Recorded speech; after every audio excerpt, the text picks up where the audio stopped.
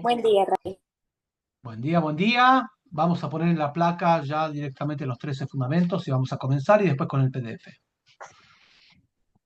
Así que bueno, shalom, shalom a todos. Muchas gracias por su participación. Vamos a comenzar con esta clase, auspiciada especialmente por Ana Gali Contreras Morales y por Ana Hernández de el sitio Enlace No Ágida, que tiene tantas y buenos programas durante toda la semana.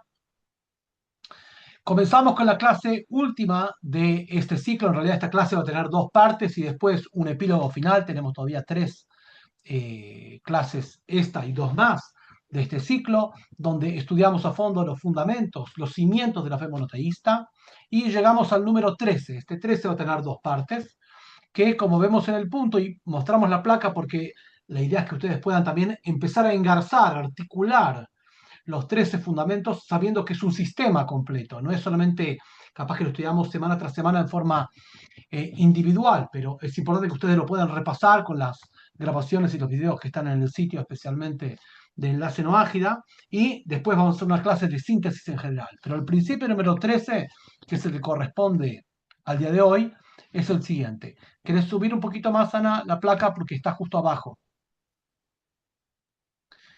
Dice así, es mi convicción certera que habrá, ahí se fue, el punto 13 lo pueden ver abajo de todo ahí, de los 13 fundamentos de la fe. Lo que vamos a estudiar hoy es la primera parte de este 13, que es mi convicción certera de que habrá resurrección de los muertos cuando Dios así lo disponga, entonces Él será conocido por toda la humanidad a perpetuidad.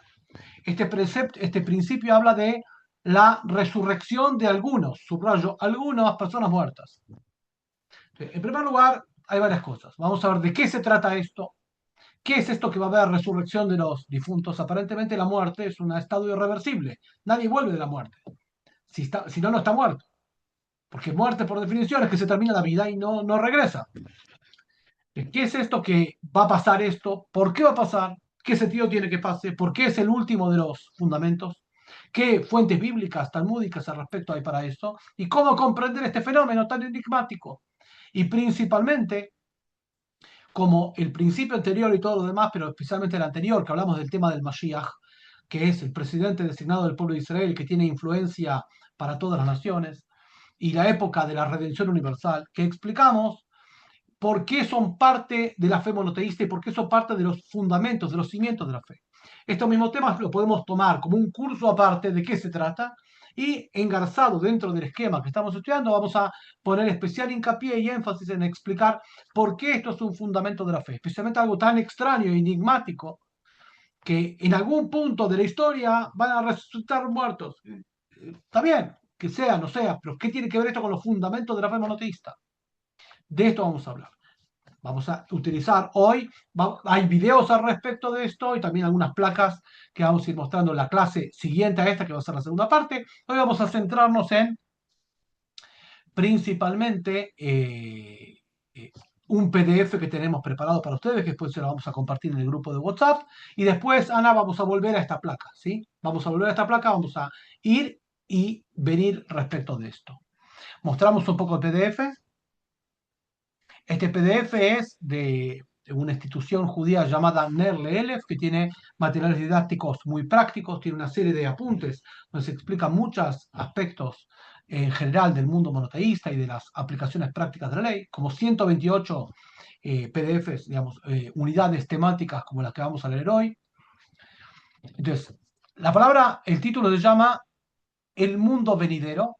El mundo venidero en hebreo es Olam Haba, es decir, no que es otro mundo, sino el funcionamiento del mundo después de que culmine esta etapa. Habíamos estudiado en el principio anterior que con la llegada de la época del Mashiach o redención universal, el fundamento del tikkun, la corrección de este mundo, esto que hay, impulso negativo y tenemos que luchar contra esto y los mandamientos nos vienen a ordenar y a encasillar y a poder limitar un poco la violencia, la angurria del ser humano, etcétera, etcétera. Todo esto se va a acabar y va a comenzar otra etapa dentro de este mundo.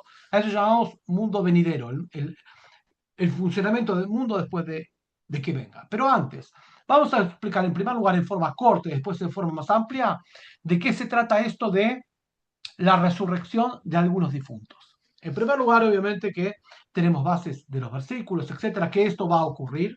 Aparte que tenemos tradición oral, es decir, generación tras generación del Sinai se supo que esto va a pasar. Puntualmente y concretamente, en algún punto del desarrollo secuencial de la época del Mashiach, o sea, una vez que esté la redención universal, algunas personas, subrayo, algunas personas, que pueden ser miles y cientos de miles, pero no van a ser todas, van a volver a la vida. Gente que estuvo en la vida va a volver a la vida. No solamente los que murieron hace poco, sino incluso gente que vivió hace miles de años van a retornar, o sea, Dios va a reconstituir sus cuerpos por y van a participar de esa época. ¿Por qué y cómo vamos a verlo ahora?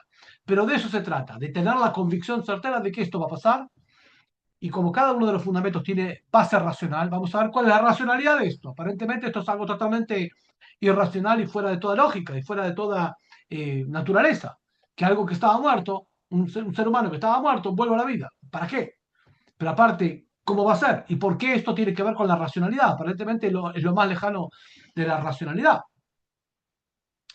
Entonces, para explicarlo en forma corta, para dar un poco de contexto, y después vamos a ir a la forma larga, pero para tener idea de qué se trata, vamos a volver un minuto antes del texto a la placa anterior, que es la placa de los 13 fundamentos de la fe. Y ahí vamos a explicar la parte corta. ¿Por qué esto es un fundamento de la fe? En el texto lo vamos a ver y vamos a explicarlo en forma corta, y después en forma larga, pero primero todo para dar un poco así el tema. Vamos a abrir un poco el texto y vamos a ir al punto número 11. El principio número 11 es el principio de la recompensa y la sanción o del libre albedrío. Eso que el ser humano es totalmente libre en sus elecciones y en sus decisiones y también totalmente responsable. El fundamento de la Torá, de la instrucción divina para el ser humano, del sistema de normas para el ser humano es que Dios ordena al ser humano, le da una serie de instrucciones y tiene una consecuencia, la recompensa y la sanción al respecto y él es el juez de esto. Entonces, el principio número 11 dice así: es mi convicción certera de que Dios imparte el bien con justicia, retribuyendo con estricta justicia, premiando y sancionando de acuerdo a los actos de las personas. A diferencia de otro tipo de tradiciones ajenas al mundo de la Torah, que hay gracia y Dios perdona, es lo mismo transgresor que justo, la Torah es la monocracia, es decir, el gobierno de la ley, el imperio de la ley a extremo y la libertad absoluta del ser humano. Consecuentemente, cada uno de los seres humanos es recompensado por los mandamientos, o sea, por los preceptos divinos, por los mandamientos divinos que ejecuta y sancionado por aquellos que viola. De esto hay varias porciones de la Torá, mismo de los profetas y los Pentateuco. Por ejemplo, Levítico 26, Deuteronomio 28:30, que amplían sobre esto. ¿Cuáles son las recompensas y cuáles son las sanciones de las personas? Perfecto. Ahora, ¿qué pasa? Pasa lo siguiente: una persona en vida, todo el tiempo, ejecuta acciones que son decisiones, que son recompensas y sanciones consecuentemente. O sea, observa los preceptos y también los viola todo el tiempo. Humano mes. Cuando la persona muere, lleva consigo una serie de sanciones espirituales y físicas que tiene que experimentar y también recompensas. ¿Qué pasa a aquella persona que en vida no recibió la recompensa, justa recompensa que la observancia de sus mandamientos indicaba? ¿Qué pasa? ¿Acaso podemos decir que Dios es injusto, que no logró recompensar a las personas en vida?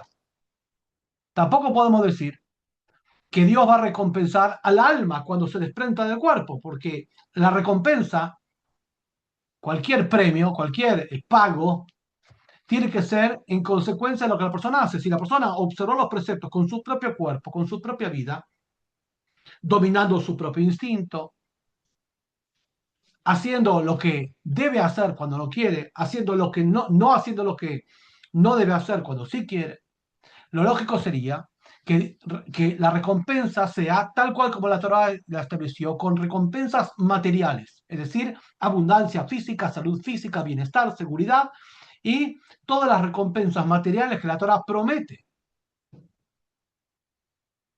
Si una persona muere, esas recompensas quizás aún no las recibió. Sería entonces injusto que no las reciba.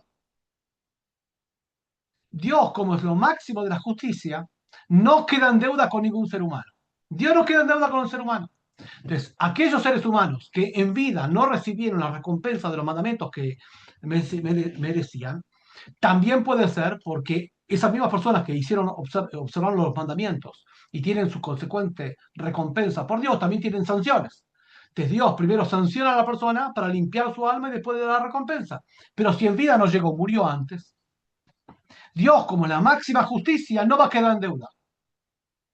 Va a traer a reconstituir a esa persona que estuvo vivo o viva hace decenas, cientos o miles de años, lo va a reconstituir, le va a dar vida de nuevo para que tenga la recompensa y Dios no quedar deudor.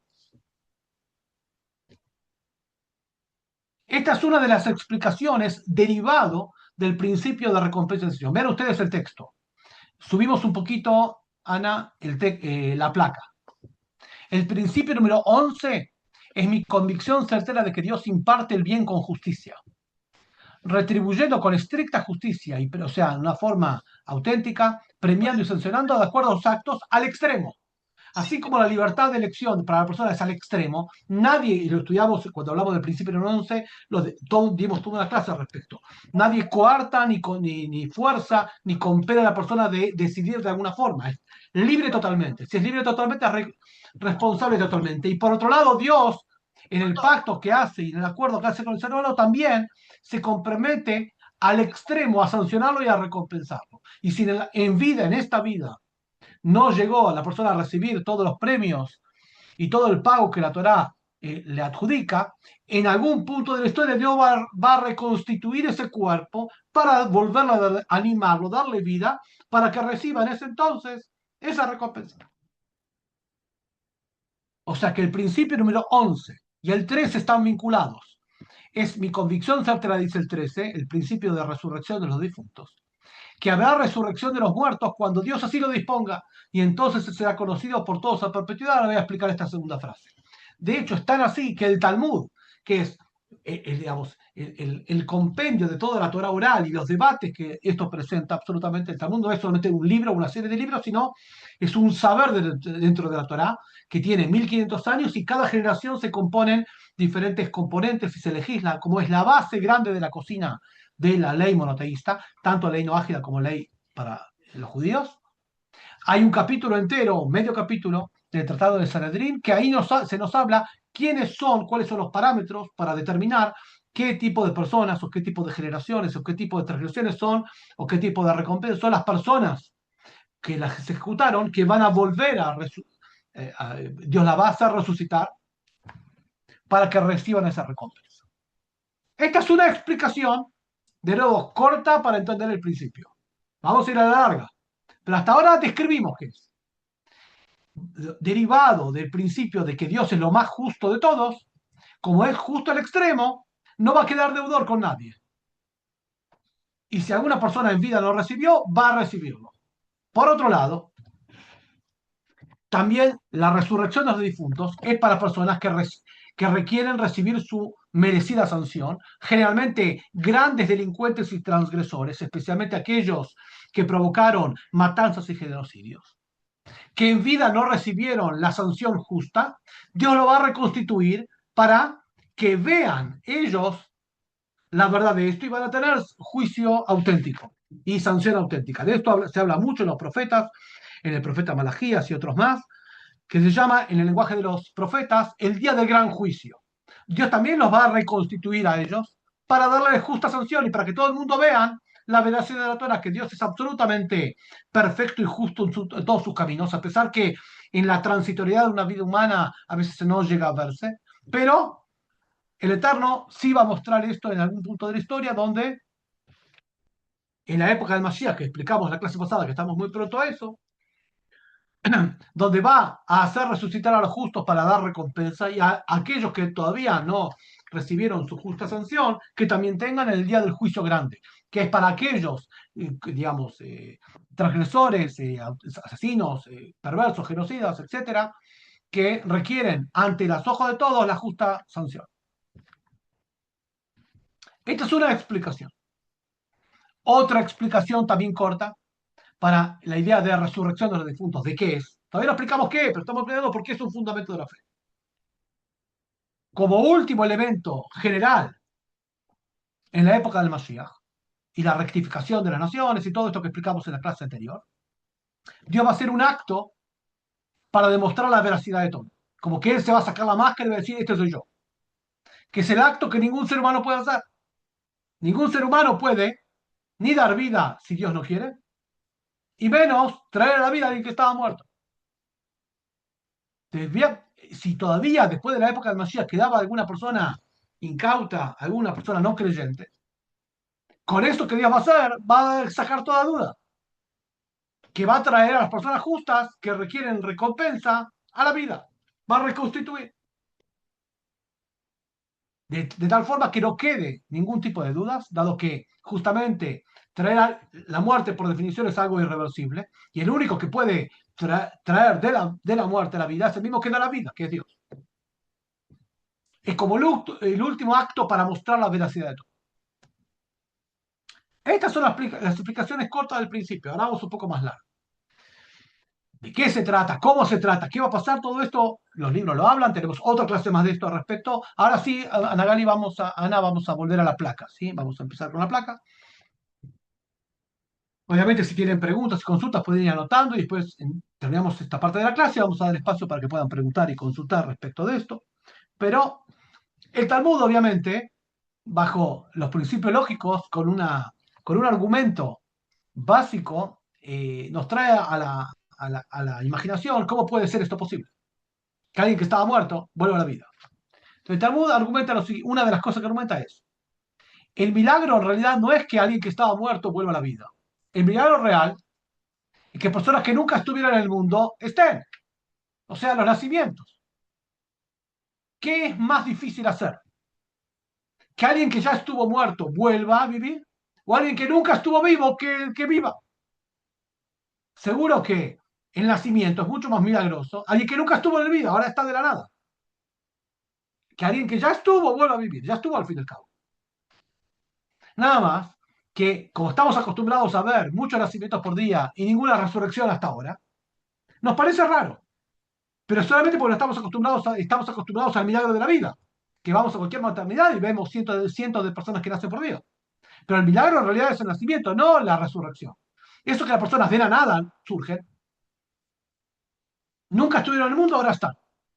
Este es el milagro verdadero, no que alguien que ya estuvo vuelva a estar. ¿Se acuerdan? Un ejemplo muy trivial. ¿Se acuerdan los celulares antiguos de hace 10, 15 años? Que uno adquiría esos teléfonos celulares y decía una instrucción. Como el celular es nuevo, la primera carga tiene que enchufarlo toda la noche, como una carga fuerte de toda la noche. Y después, todos los días tiene que enchufarlo una hora para que vuelva a tener carga. Como era la primera carga y el celular estaba vacío, hay que darle un shock de toda la noche. ¿Se acuerdan de esos celulares de hace 10, 15 años funcionaba así? Que tiene que dejar enchufado toda la noche. Bueno, esto sería algo similar. La persona que nace es como un gran milagro que tiene que estar enchufada toda la noche, es una forma alegórica de decir, este es el gran milagro, que nace y no estaba en el mundo y está. Uno que ya estuvo, alcanza con un poquito toda la noche de enchufarlo y ya alcanza. Ya estuvo. Ahora no está, pero ya estuvo, no es que no estuvo. Es un argumento. Obviamente que hablamos de algo que la humanidad nunca experimentó y se va a traer en consecuencia de que Dios va a juzgar a recompensar a aquellos que aún no fueron recompensados y sancionar a aquellos que merecen sanción. De tal forma que Dios muestre la absoluta justicia en su camino. Si algo vemos como hilo conductor y trama en toda la Torá, es que Dios, el ser humano con libertad total, obra y Dios con libertad total y con justicia total, actúa. Ahora, más adelante, en la próxima generación, o eventualmente en los últimos tiempos, como se dice, al final de toda la historia como la conocemos, que Dios va a juzgar a las personas, algunos los va a hacer resucitar para darle recompensa y otros para dar el merecido.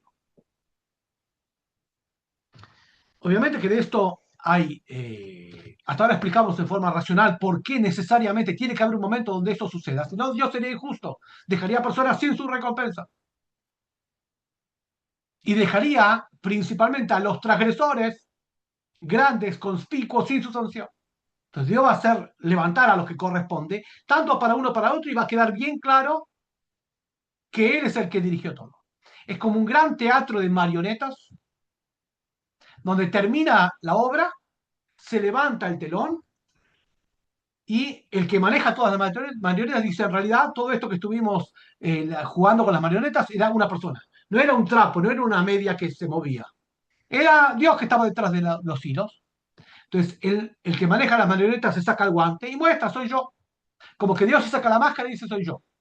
Y ahora voy a recompensar a los que corresponden y voy a sancionar a los que corresponden y voy a mostrar todo el día del gran juicio. De esta forma no va a quedar ninguna duda para nadie de la veracidad de la Torah y la veracidad de cada cosa, principalmente del atributo de justicia divina. Esto es en primer lugar. Ahora, siguiendo al respecto de esto, siguiendo este mismo hilo, vamos a leer algunos versículos también de los profetas de la Torá y de los profetas que nos indican al respecto. Avancemos un poquito más en el texto. Vamos a ver tanto de la Torá, el Pentateuco, como de los profetas respecto a este tema. Entonces, avanzamos un poquito más. Hasta ahí, un minuto, ahí subimos un poquito más, hasta ahí. Entonces, el texto es, puntualmente, lo vamos acá, yo tengo la convicción perfecta o la fe perfecta o la convicción certera, como quieran decirlo, la palabra emunash lema es en hebreo, que tendrá lugar la resurrección de los difuntos en el momento en que el Creador, bendito sea, así lo ocurra. Avanzamos un poquito más y en Maimónides subimos un poquito más el texto. Esto está escrito,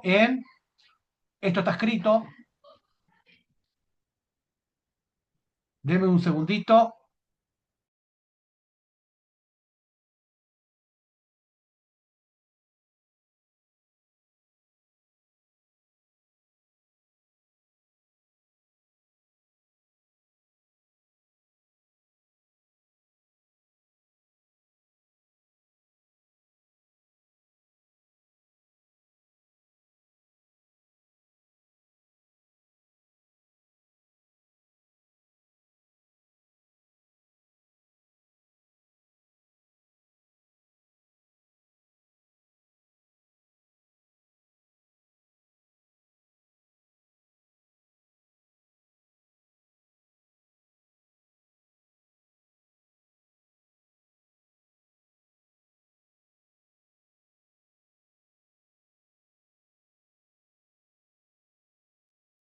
Disculpen la interrupción, nunca pasa, pero bueno.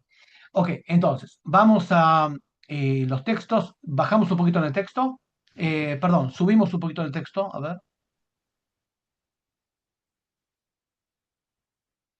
ahí está. Bajamos un poquito y vamos a leer. Lo que vamos a leer va a ser la explicación corta del Maimónides en el libro Pirusha Mishnayot, la explicación de las Mishnayot, la Mishnah es la Torah oral, que el Maimónides explica, y respecto de ese tratado de Talmud llamado Sanedrín, capítulo 10, ahí el Maimónides describe de qué se trata esta resurrección de los difuntos. Adelante.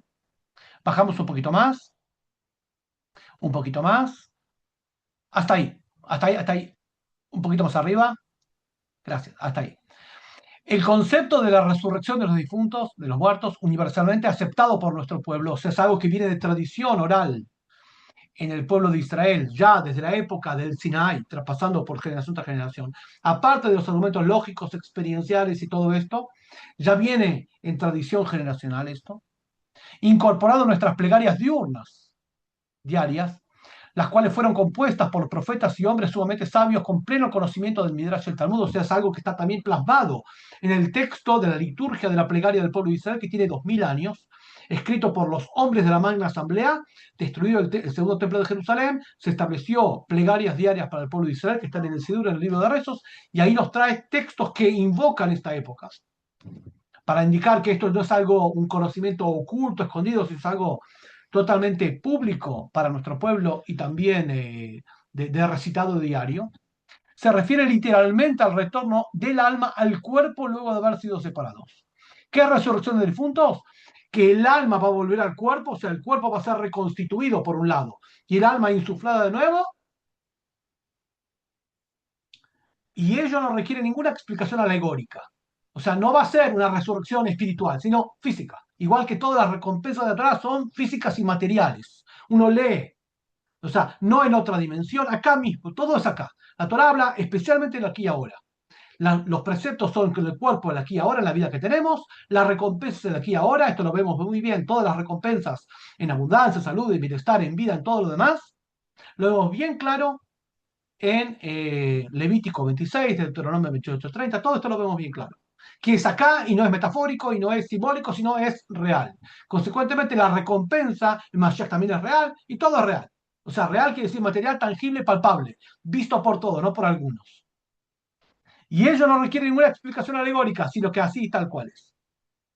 Ahora, esto vamos a ver algunos versículos de la Torá y de los profetas al respecto y vamos a explicar un poquito más. Y después tenemos otra clase más, que va a ser la última clase que vamos a ir ampliando, obviamente, sobre los detalles. Acá estamos dando en general. Avanzamos un poquito más en el texto, estimada Ana. Ahí está.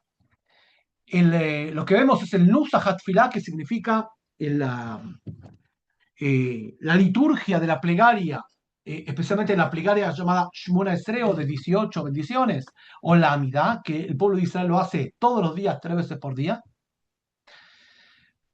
El texto dice al principio: tú eres eternamente poderoso, el que resurrecta a los muertos, tu salvación es abundante.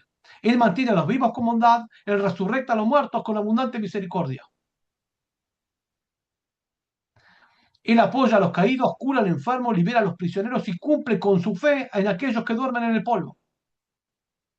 ¿Quién es como tú, que provoca la muerte y resurrección y que hace que florezca la salvación? Y tú eres fiel en resurrectar a los muertos. O sea, y esto es algo literal, no es algo virtual. ¿Por qué? Porque todos los israelitas lo dicen todos los días, hace más de 2000 años. No todos los israelitas, lo que lo hacen, pero lo que hacen lo hacen siempre. Todo esto es para indicar que es algo de... la convicción certera no es algo opcional o es algo agregado, es algo fundamental a tal punto que fue establecido en las plegarias diarias. Avanzamos un poquito más en el texto. Eh, un poquito más. Este texto sí también aparece, el que vamos a ver al siguiente, sí aparece en el Sidur, en el libro de rezos no ágida, para no ágidas, en algunas versiones. Y también es sugerente que se haga. Subimos un poquito más. Para el otro lado. Un poquito más. Hasta ahí, hasta ahí, hasta ahí. Muy bien. El texto siguiente está dentro de las plegarias que se llaman las plegarias matutinas o que se recitan apenas uno se despierta, no importa qué hora se despierta, puede ser de día, de noche. Dice así: mi Dios, el alma que me otorgaste es pura, tú la creaste, tú la preservas dentro mío, eventualmente tú te la llevarás con la muerte y me la devolverás en el futuro. O sea que el alma va a salir y va a volver. Mientras mi alma esté conmigo, te agradezco, amo todas las tareas, quien devuelve las almas a los cuerpos muertos. Este texto también lo recitamos diariamente. O sea, vemos que es algo práctico, concreto, diario, cotidiano. Vamos a avanzar un poquito más sobre las fuentes de esto. ¿Sí? ¿Dónde están las fuentes de esto? Obviamente que la fuente es la tradición oral y los fundamentos de la fe, transmitidos generación tras generación, y tenemos también dentro de los versículos referencias claras al respecto. Avanzamos un poquito más. Ahí está. Hasta ahí, hasta ahí, hasta ahí. Un poquito más arriba. Disculpa que te... Ahí está. Gracias, Ana. Hasta ahí. Un poquito más. Hasta ahí. Vamos a ver algunos versículos en la Torá. En primer lugar, cuando Dios se muestra en el libro de Éxodo, Dios se muestra a Moshe y le indica la misión de liberar al pueblo de Israel de Egipto. Dice así: y yo, Dios, dice, me revelé a Abraham y Jacob, y yo también establecí mi pacto con ellos. Dios hizo un pacto con Abraham y con Jacob, aparte del pacto de la circuncisión y el pacto de que sus hijos van a, etcétera, etcétera, para entregarles a ellos la tierra de Canaán, la tierra donde habitaron. O sea, el pacto es con ellos, no con sus hijos. Con sus hijos también hay otro pacto. O sea, son dos pactos. Uno con Abraham y Jacob, y después con la descendencia de aquellos, los hijos de Jacob y Israel, o sea, nosotros los israelitas, nativos o los israelitas por adopción, es lo mismo. Pero el versículo dice que el pacto fue con ellos. Y después hay otro texto que dice que el pacto fue con ellos y con sus hijos. Pero acá habla de ellos. O sea, habla directamente de referencia de Abraham y Jacob, obviamente los patriarcas y las matriarcas ya muertos y extintos y enterrados en la cueva de Machpelah, en Hebrón, en Israel. que van a volver a la tierra de Canaán. O sea, van a volver a la tierra de Israel. Y eso todavía no sucedió, va a suceder pronto. Adelante. Sobre esto el Talmud comenta, ¿en qué lugar de la Torá se menciona la resurrección de los difuntos? En el versículo, yo también establecí mi pacto con los patriarcas, entregándoles la tierra de Canaán. El versículo no dice entregándolos a ustedes, o sea, a los hijos y nietos de aquellos. Hablamos de la generación que eran los nietos y bisnietos de Jacob, del tercero de los patriarcas. Abraham era eso. Perdón, Moshe y toda su generación eran nietos y bisnietos de Jacob, que había muerto hace 200 años, al momento de salir de Egipto. Y el versículo dice, yo hice un pacto con Abraham, con Isaac y Jacob, para entregar la tierra de Israel, todavía no lo entregó. De aquí aprendemos la resurrección de los difuntos, por ejemplo, con gente justa como aquellos que van a resucitar para tener la recompensa o para ver la obra digamos, ver todas las generaciones. Esta es una de las pruebas que el Talmud trae del versículo. Un poquito más. Ahora vamos a ir a los eh,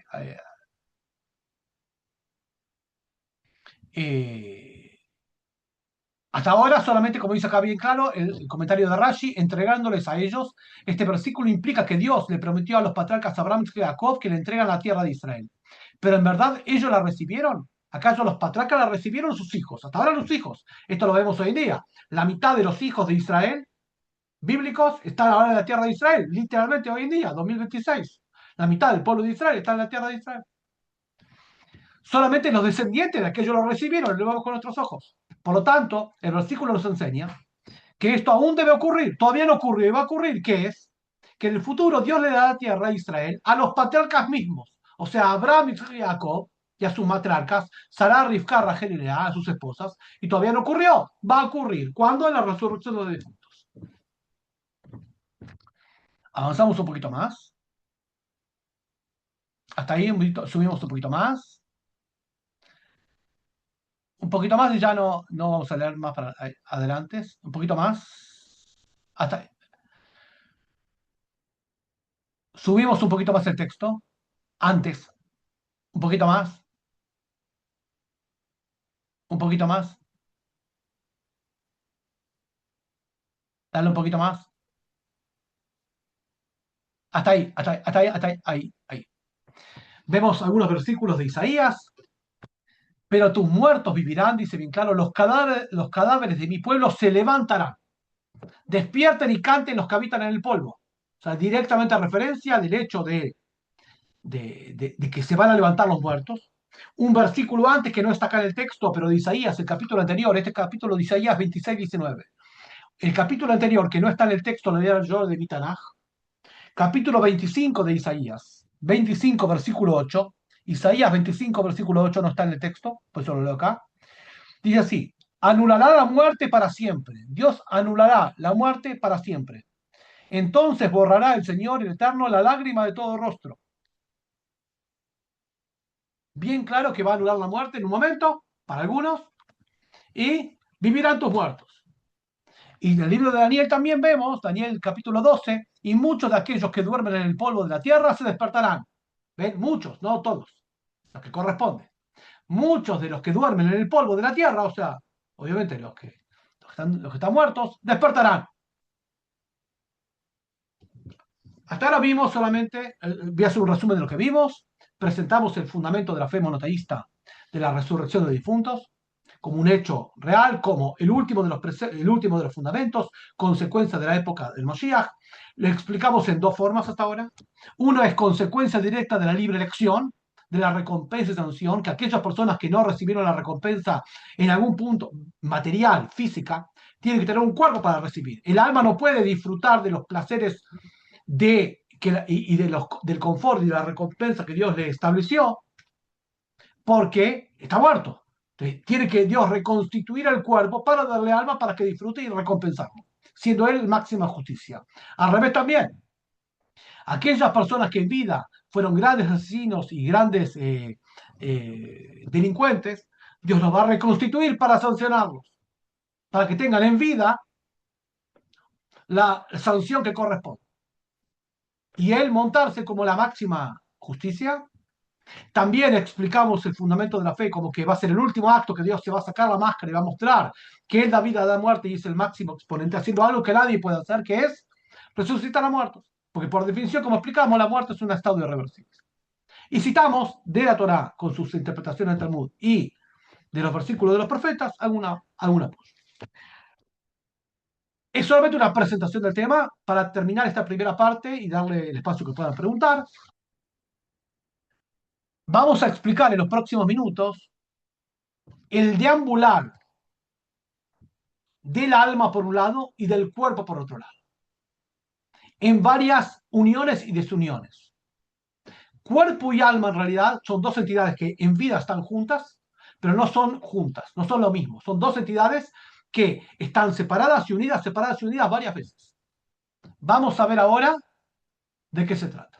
Entonces, en primer lugar, en el capítulo 1 de Génesis y 2, se nos describe la creación del ser humano muy diferente de cómo es el resto de las criaturas. El resto de las criaturas, por ejemplo, seres vivos, plantas, animales, fueron creadas. Su estado tangible, su cuerpo, su materia y su espíritu de vida juntos. O sea, cualquier animal, cualquier ave, cualquier pez fue creado. Su cuerpo y su espíritu de vida juntos. Es decir, cuando se muere, espíritu de vida en hebreo es nefesh, no neshama, no un aspecto moral de decisión. Eso que está vivo y no está muerto, solamente eso. Eso es junto. Nace junto y muere junto. Es decir, cuando el animal muere, muere todo. El cuerpo y su espíritu de vida. Y nada más. Y no queda nada, ni tiene trascendencia en ningún lado, ni tiene recuerdo en un lado, ni es juzgado por nada. Nace todo junto y muere todo junto. Eso se llama nefesh, espíritu de vida. El ser humano tiene una constitución diferente. El versículo nos cuenta que cuando Dios creó el ser humano, constituyó el cuerpo polvo de la tierra, lo armó como polvo de la tierra, como si fuera una argamasa, e insufló dentro de él un alma viviente que se refiere a la Neshama. La Neshama es el aspecto moral del ser humano. Aquel aspecto de la racionalidad que le permite decidir entre bien y mal, el aspecto moral. O sea, el alma es el aspecto moral del ser humano. Como desde un principio el ser humano no era uno, sino eran dos. La parte biológica, digamos, si queremos decirle, el cuerpo y su comando, que en esos aspectos se parece al animal, con un nefesh, con un espíritu de vida, pero también, además de eso, tiene una neshama, un aspecto moral. Obviamente que antes de esta constitución, el cuerpo era polvo de la tierra, un potencial inorgánico, por un lado el cuerpo, y el alma, si el alma fue insuflada por Dios, quiere decir que el alma estaba incluida alegóricamente en Dios. El alma es Dios dentro del ser humano, de cada uno. Por eso el versículo se describe antropomórficamente y metafóricamente toda la creación con la palabra divina y dijo Dios que sea la luz y fue la luz. La palabra es algo separado del ser humano. Yo hablo. ¿Vieron cuando las personas hablan algo inconveniente o se levanta la tapa de los sesos y le sale un acto fallido? Que enseguida se da cuenta y dice, no, no retiro lo dicho, no, ya lo dijiste. Dijiste tu verdad. O sea, tu palabra se separó de ti. Ya no sos vos. Así también toda la creación fue creada con la palabra de Dios indicando un nivel de separación de él. Pero el alma del ser humano no fue hablada, no fue pronunciada, sino fue insuflada. El insuflo divino, a diferencia de la palabra surge de la garganta, de las cuerdas vocales, en el mejor de los casos, para los cantantes o locutores, un poco más interno, del esófago. Pero cuando hablamos del insuflo divino, directamente del vaho de las tripas, hablamos de un nivel muy interior, que fue justamente inyectado dentro de ese muñeco de arcilla que fue el ser humano. O sea, alma y cuerpo, antes de estar vivos, eran dos entidades separadas. El alma insuflo divino, el cuerpo un potencial genético. Transportemos esto a las personas de hoy en día, no al primer hombre y a la primera mujer. Dice el Midrash, para crear a un ser humano, no el primer ser humano, sino hoy en día, hace falta tres socios en la creación. Tres socios. Padre, madre y Dios. El padre y la madre generan la parte biológica. El padre todo lo blanquecino del ser humano, lo blanco, los huesos, etc. La mujer todo lo rojizo. Y el componente genético fisiológico del ser humano es creado por los padres y la madre. Y Dios, el tercer socio de la creación, insufla el alma. De hecho, vemos que muchas parejas que quieren concebir no pueden. Todavía no. Dios quiera que sí. Pero el hecho que la persona puede intentar, y es estimulable que haga todo tipo de tratamientos para concebir, una gran mitzvah, un gran precepto. Pero si Dios no se asocia a esa acción, no hay. Entonces, para crear un ser humano hace falta el material genético del ser humano, padre, madre, y alma que Dios que pone. O sea que el ser humano es una sociedad. Un poquito más avanzada esa sociedad se empieza a desplegar, especialmente cuando ya tiene conciencia moral, 12 años en la mujer, 13 en el varón, y comienza esa pugna y esa lucha entre el instinto y la moralidad, entre el nefesh, el aspecto biológico, y el aspecto divino-moral. El aspecto biológico quiere capturar para sí todo, algo del otro, lo quiere llevar. El aspecto moral dice, no, Dios me previó. Ahí empieza una pugna y una lucha, tensión constante y absoluta, entre el debo y el quiero. Entre el debo y el quiero. Entre el nefesh, la parte biológica, y la parte moral. Son dos que están dentro del ser humano. El ser humano tiene nefesh y tiene neshama, las dos. Y esa lucha y pugna de dos elementos que son diferentes en su constitución y en su creación, están en constante batalla dentro del mismo cuerpo, que somos los seres humanos vivos, hasta que morimos. ¿Cómo muere la persona? Muere porque una de las partes, digamos, la sociedad tripartita, varón, padre, madre y Dios, una de las partes, Dios, decide romper la sociedad. ¿Cómo rompe la sociedad? Dice, listo, hasta acá llegó. Cada uno en la sociedad se lleva lo que puso. Dios, como un Dios, como el capitalista puso el capital, se lleva el capital. Dios puso el alma, se lleva el alma. Y deja, eventualmente a los padres o a los parientes, el cuerpo. Obviamente que el cuerpo sin alma no tiene vitalidad, está muerto. Entonces, el cuerpo va al entierro o cremación, lo que sea. El cuerpo, como material biológico, vuelve al polvo donde se creó. A partir del proceso de necrosis, el cuerpo se descompone y vuelve a ser polvo de lo que era. Y el alma vuelve a su origen, que es Dios, ahora sí a rendir juicio y cuentas. Rendir juicio y cuentas de lo que Dios que hizo en el ser humano, lo que hizo acá. El cuerpo se desarma, después vamos a explicar por qué se desarma, cuál es el sentido que tiene que haber muerte, por qué tiene que haber muerte. Hago una digresión acá. Muerte tiene que haber porque la creación del ser humano, lo primero que el ser humano creó como ser humano fue muerte. De hecho, cuando Dios le da el primero de los mandamientos al ser humano, que es no robar, del árbol de la hierba del campo tomarás, pero de este árbol no comerás. La hierba del campo es libre, es gratuita, come eso. Pero de este árbol no toques. La prohibición del robo. El ser humano fue, y ese es el primero de la transgresión, el robo. Introdujo sobre sí el concepto de muerte. El versículo dice, si tomarás del cuerpo, si tomarás de esto, morirás del árbol. Al final no murió porque hizo teshuvá, se arrepintió y bueno, yo lo perdono. Sea como sea, muere la persona, el cuerpo vuelve a lo que era y el alma va a ser juzgada. No es que vuelve con Dios, vuelve a Dios a ser juzgada por lo que hizo en esta vida. Dios juzga a la persona. El alma eventualmente tiene su limpieza espiritual, que un día vamos a ver de qué se trata, y su recompensa, su lugar de reposo de las almas. ¿Qué es el Gan Eden y qué es el reposo de las almas? Lo vamos a ver en la próxima clase. Un lugar donde el alma tiene la recompensa que el alma hizo, porque el que hizo los preceptos, el que cumplió los mandamientos de Dios, el que se abstuvo de las tradiciones es el completo llamado ser humano, que incluye cuerpo y alma. Pero desde siempre fueron dos elementos diferentes. Consecuentemente, el alma tiene recompensas espirituales en un lugar de reposo de las almas, llamado Gan Eden, que vamos a explicar en otra clase qué es. ¿Y el cuerpo? ¿Qué hace el cuerpo? En vida capaz que parte de la recompensa la recibió, pero eventualmente le puede faltar a esa persona recibir el resto de la recompensa. Entonces el cuerpo está latente esperando hasta la época del Mashiach, donde se reconstituya en la resurrección de los difuntos para recibir la recompensa. Y ahí se van a reunir de nuevo el alma ya recompensada con el cuerpo reconstituido a ser recompensado. O sea que alma y cuerpo pasan muchas desventuras, van y vienen.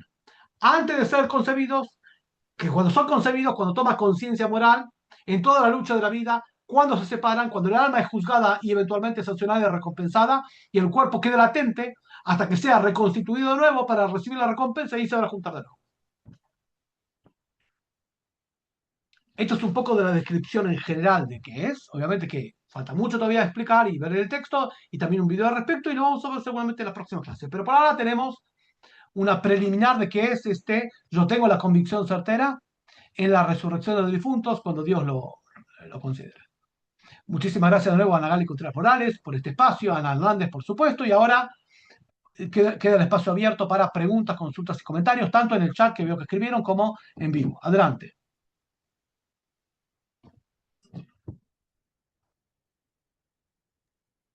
Rap, tenemos una pregunta Lo que quieran. en el chat. A ver, deme unos minutos.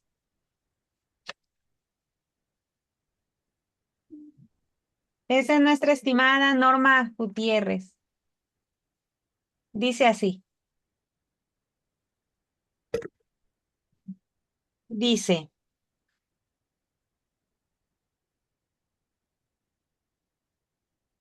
Escucho. buenos días, Rabino. Mi pregunta es, ¿solo para los monoteístas judíos es la recompensa de la resurrección? Para los No. Benei Noaj, ¿cuál será? ¿Y para el resto de La, la humanidad no hay esperanza? la misma. La misma. Lo mismo que ahora habría que leerlo directamente en el Maimónides mismo. Todo aquel que asume los preceptos no ágidas y se cuida de hacerlos es uno de los piadosos de las naciones y tiene parte en el mundo venidero, en la época de Mashiach, y también va a tener resurrección de los difuntos. Está muy claro esto. Hay un texto, esto lo que estoy leyendo es en el libro Sheva Mitzvot Hashem, Siete Principios Divinos de Rabino Weiner, que también está en inglés. Seguro que parte de la resurrección de difuntos tienen todas las personas justas. De hecho, lo que explicamos de punta a punta nunca dijimos la diferencia entre judío y no ágil. Cada uno de acuerdo a sus preceptos. Seguro que el fundamento de la recompensa y la sanción está siempre. Entonces, ¿qué va a pasar con las personas que todavía no observan? Ya vamos a ver. Pero justicia tiene que haber solo. No es que todo va a resucitar. Lo que corresponde sí, lo que corresponde no. El principio de esto es que Dios es lo absolutamente justo. Justo quiere decir justo. Si la persona en vida transgredió, tiene que tener sanción. ¿Qué tipo de sanción? Es otra historia. Hay muchos libros compuestos para eso. Pero el principio rector es que la justicia divina de los mandamientos tiene que ser en toda la historia, del principio hasta el final. Esta es la regla general. Absolutamente. Obviamente que hay muchas instancias de teshuvá, de arrepentimiento y de acercamiento, y bueno, es absolutamente. Al día de hoy no hay mucha, la mayoría de los seres humanos no son transgresores con tipo bárbaros salvajes, por el simple hecho que gran parte de la ley no se cumplan aunque no sepan, por el solo hecho de ser ciudadanos de estados que tienen una ley y se aplica la ley, y gran parte de esa salvajada no se da. Porque se cumple la ley no ágidas, la ley de justicia, etcétera, etcétera. Entonces, hablamos de un ser humano diferente de cómo era hace 4.000 años, mucho más civilizado. Sin embargo, el principio está tal cual, obviamente. Desde siempre la Torah nos marcó que no es lo mismo uno que se porta bien y uno que se porta mal, no es lo mismo. ¿Por qué va a ser lo mismo ahora y después? Entonces, seguro que el transgresor va a tener sanción, porque obró libremente, igual que el que hizo los preceptos y se estuvo a tercero, va a tener la recompensa, porque obtuvo libremente. Se da cuenta como todos los fundamentos de la fe están engarzados, todo un sistema. Eh,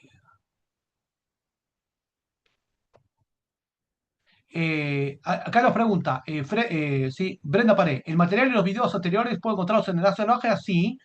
Después, la estimada Nagali y la estimada Ana te van a poner en el grupo los videos que van a ir subiendo del curso y también los materiales. Siempre después de cada clase damos los PDFs. Este PDF también lo vamos a compartir y otras cosas más que vamos a compartir a través del grupo de WhatsApp, exactamente. Y también damos generalmente literatura, mostramos sobre el tema del Mashiach. Bueno, el tema del Mashiach ya lo explicamos. Libros que hablan sobre el tema de la resurrección de difuntos, hay muchos en español también y en general en fuentes. Sugiero este también, nunca lo sugerimos todavía. Mashiach, ¿qué, dónde, cuándo, cómo y por qué se llama así? Bajo las enseñanzas de Rabbi Nachman de Breslev, también un libro muy práctico al respecto, y otros libros más que vamos a ir sugiriendo en cada una de las clases. Adelante, ¿quién más quiere preguntar en vivo? Ana Gali, te escucho. Sí, gracias, Rabino. Bueno, me surgen dos preguntas. Una es solamente, ¿la resurrección pasará a la vista de todos? O sea, literalmente lo vamos a ver. Primeramente, algún Únicamente va a vea, ser nos así. dé la oportunidad de verlo. Únicamente va a ser así. Únicamente va a ser visible a todos. No que Ok. algunos lo van a ver, todos lo van a ver. Ese es justamente por eso Dios quiere hacer eso, que se vea, para dejar bien claro, todos los eventos públicos de la Torah son públicos para todos. La revelación de Dios en el Sinai fue pública para todos, pero también, incluso cuando Dios sanciona frente a todos. Por ejemplo, el último de los egipcios en ser sancionados fue el faraón. Dios lo dejó hasta el final para que él vea cómo todo su imperio idólatra y corrupto y degenerado colapsó. Y todos sus soldados colapsaron en el mar. Lo dejó al último y después a él lo mató. Para que vea lo que hizo. Para que vea lo que hizo.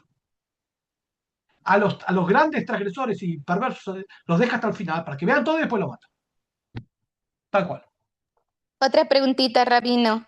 Algo que me está dando vueltas en la cabeza. No sé cómo hacer la pregunta, a ver si me Adelante explico de la manera correcta. con todo Ah, bueno, cuando dice de la resurrección, o sea, en ese tiempo lo vamos a ver, pero ¿qué pasa con las almas que entiendo que cada alma tiene su oportunidad de venir a la tierra y hacer una rectificación de lo que no hizo en su vida pasada, ¿no? Así lo entiendo. Entonces, si esta persona o esta alma se va puliendo cada vez más, se va puliendo, y entonces se puede decir que esa sería como una forma de tomar esa resurrección o no. Ahí ya me cuatrapié. El tema que tocas es muy importante, que se acerca al tema, pero es muy diferente. Una cosa es la resurrección de los difuntos y otra cosa es el concepto de reencarnación de las almas, el tikkun, que el alma cuando no cumple su misión tiene la oportunidad de, si Dios le permite, volver a la tierra en vida. Son dos cosas diferentes. El segundo que vos decís no está dentro de los fundamentos de la fe.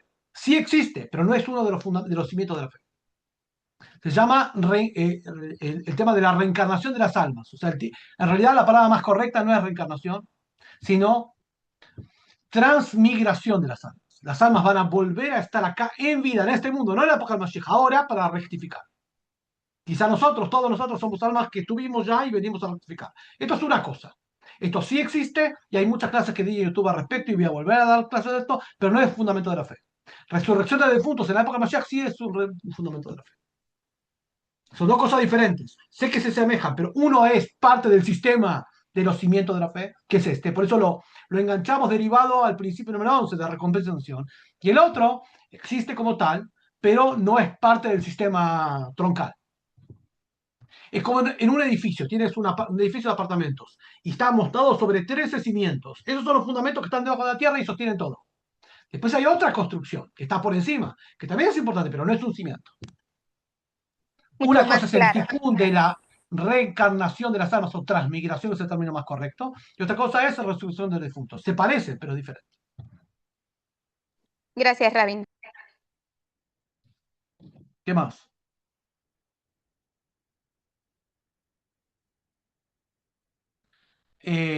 Rodrigo Mancilla, te escucho.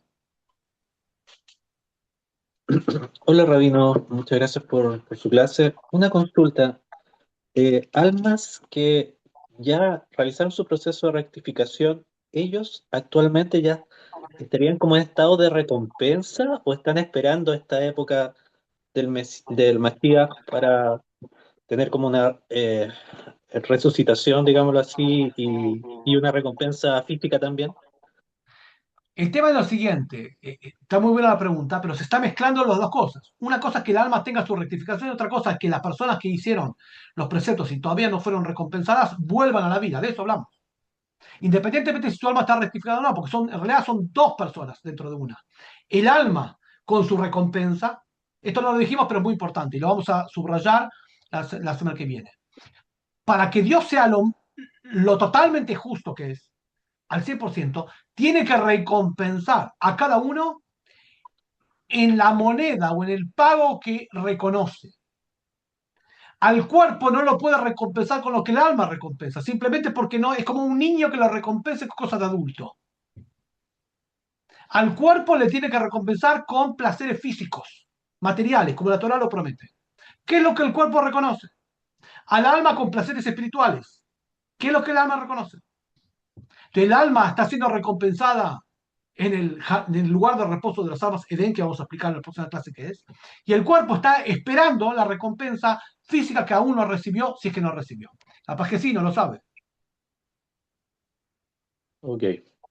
Muchas gracias, Rabino, que esté muy Pero bueno, bien. es un tema fascinante y al revés, es el puntapié inicial para que investiguen el tema. Muy bien, gracias por estar. ¿Qué más?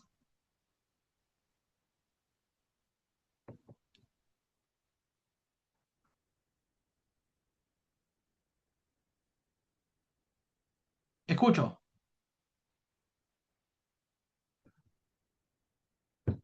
Hay preguntas también en el texto, fíjense. ¿Quién quiere levantarle el micrófono? Adelante.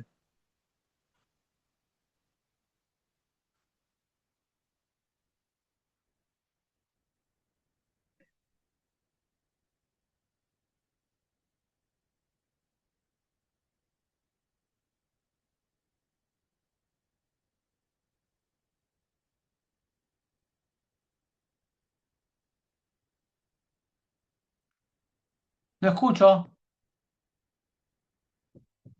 ¿Alguien más quiere preguntar? Pueden abrir los micrófonos.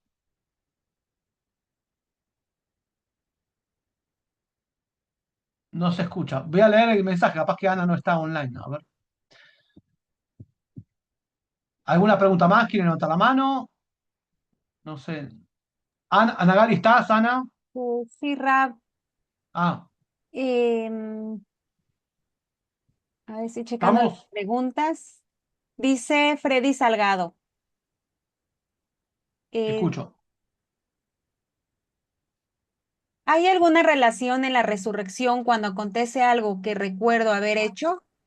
No, acá no es lo que recuerda uno o no recuerda, acá lo que uno hace o no hace de acuerdo a la ley. La ley es acciones y uno decide libremente de observar la ley o no, y de acuerdo a eso tiene recompensación. Es todo visible, digamos, no tiene que ver con lo que uno recuerda o no recuerda. Tiene que ver con lo que uno hace en forma consciente, consecuente, su libertad total y su recompensa y sanción también es total, absoluta, con total libertad. Libertad total y responsabilidad total. Estimada ¿Qué más? Alicia dice, Rab, ¿serían las mismas almas o hay almas nuevas? No, la idea de alma nueva no. El alma que vos tenés en el cuerpo, esto es, a estos efectos. Ok, dice, me refiero a si son las mismas almas desde el principio, pregunto. En realidad es un tema que no tiene que ver con los fundamentos de la fe, tiene que ver con la mística, el misticismo hebreo, que tiene que ver con que hay 600.000 almas troncales y divisiones y diferenciaciones y todo eso. Es un tema dentro del misticismo hebreo muy profundo. A los efectos prácticos es indistinto. La persona en su vida tiene un cuerpo y un alma y lucha y tiene recompensa de acción. Eso es lo que importa. El resto hay que estudiar desde el fondo, de qué, desde el principio, con fundamentos de la fe, qué es las almas, cómo vienen, cuáles son sus funciones, cómo cada alma tiene un troncal diferente, cómo las familias se juntan en troncales diferentes y cómo son juzgados. Seguro que está muy explicado, pero no tiene que ver con el curso que estamos hablando. ¿Qué más? Por el momento son todas las Excelente. preguntas. Así que, Adelante, sí. adelante con su pregunta, Samsung. Ah, Shalom, soy Lea. Lea, Disculpe, ¿cómo estás? Te Rabino. escucho. hola.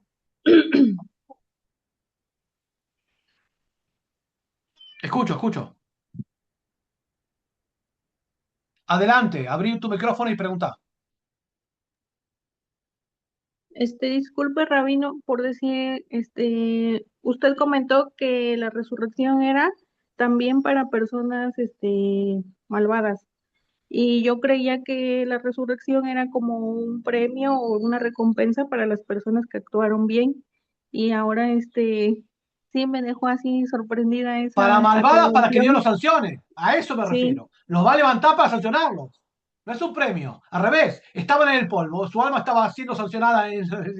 Ahora falta el cuerpo sancionar. Así como hay recompensa del cuerpo y del alma, también hay sanción del cuerpo y alma. Aquellos perversos y malvados y sanguinarios que no recibieron en cuerpo su sanción, solamente en alma, tiene que volver el cuerpo a resucitarse para que Dios lo sancione. Pero no es un premio, que es una sanción para el cuerpo. Le falta todavía, le falta pagar, le falta todavía sancionarse al cuerpo, le falta castigo. ¿Entendés? Es al revés. Está muy bien la pregunta, capaz que no culminamos de explicarlos. La resurrección es un hecho. Para aquellos que requieren recompensa, van a ser recompensados, pero aquellos que todavía no tuvieron la sanción correspondiente, Dios no queda injusto, Dios no queda deudor. Que este es el punto de la clase de hoy. Dios no queda deudor. Aquellos que les falta sanción van a ser reconstituidos para ser sancionados. Solamente sus efectos. Nada más. Porque el cuerpo de ellos le falta sanción. Capaz que el alma tiene sanción, pero el cuerpo le falta. ¿Se entendió eso? Sí, muy sorprendente. Muchas gracias.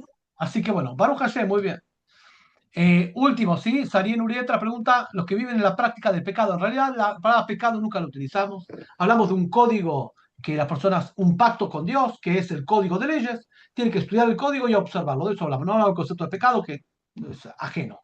Hablamos leyes de observancia y Dios sabe cómo juzgar a cada uno. Es eso. Pero bueno. No son, Sarien, no son terminologías que utilizamos, cuerpos glorificados y todo esto no. Es otra cosa. Para el monoteísmo de la Torah tenés que estudiar los fundamentos de la fe que estamos estudiando con otro sistema de lenguaje. Hay otros términos, otros conceptos que no, términos y conceptos que se utilizan en otras religiones y los aplicamos acá. Así como Mashiach no es otra religión, las definiciones son diferentes. Este curso se basa en las definiciones preliminares. ¿Qué es cada cosa? Entonces, no sé lo que es cuerpo glorificado, sé lo que es un cuerpo que todavía no recibió la recompensa de su propia libre elección, que tiene que ser reconstituido para recibir la recompensa material. Es eso. Pero bueno, seguir adelante y seguir participando y que vamos a cada clase explicando esto. Agradezco mucho a Ana Gaby Contreras Morales, agradezco mucho también a todos, y es muy importante, a Ana Hernández, por supuesto, y es muy importante, queremos avanzar, no solamente terminar este curso, y ya tenemos programado con Ana Gali y con Ana otro ciclo, también de 13 clases de otro tema, pero es importante que para que esto se pueda dar, ustedes participen. ¿Cómo participan? Como lo está haciendo ahora, compartiendo este espacio y también enviando su generosa contribución. Es muy importante que cada uno de ustedes envíe su contribución económica para que esto sea posible. ¿Cómo lo hacen?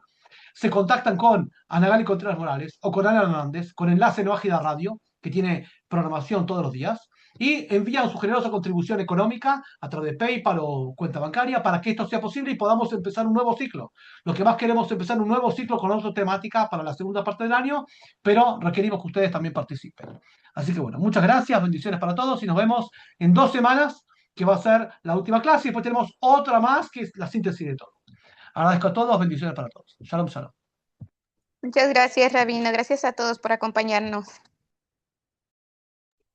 Shalom, gracias a todos. Muchísimas gracias. Gracias, Rabino. Gracias, Rabino. Gracias a todos.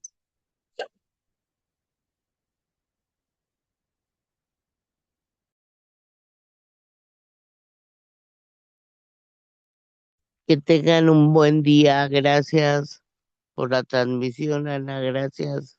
Muchas gracias a ustedes por acompañarnos. Estimada Brenda, no se desconecte. Le voy a mandar link para que se meta al grupo de la radio. O a todos los que gusten entrar al grupo de la radio, les acabo de enviar el link. Feliz semana a todos. Igualmente, amiga, un abrazo.